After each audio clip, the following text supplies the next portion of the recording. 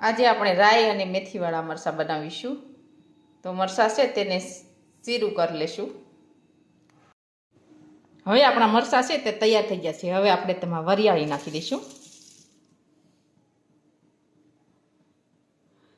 રાઈના કુરિયા નાખીશું.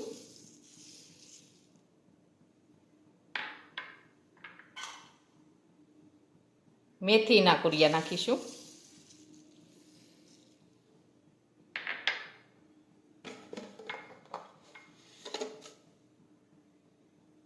મીઠું નાખીશું.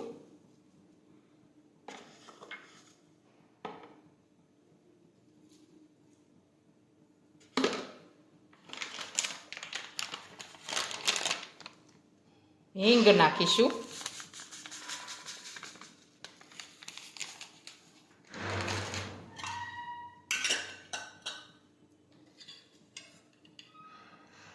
આથેલા લીંબુ નાખીશું.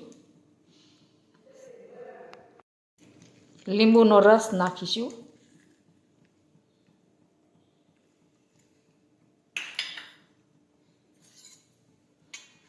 હવે મિક્સ કરી દઈશું.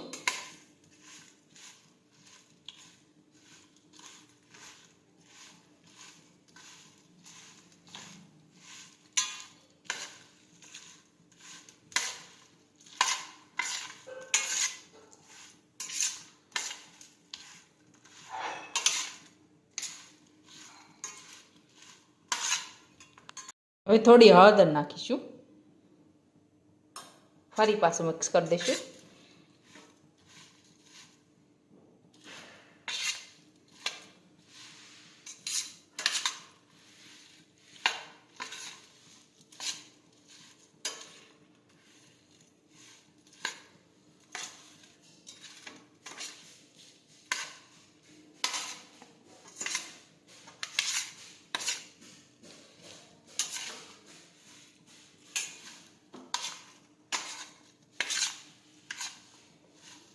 એકદમ સરસ બધા મરચાં છે તે મિક્સ થઈ ગયા છે બોળા સાથે.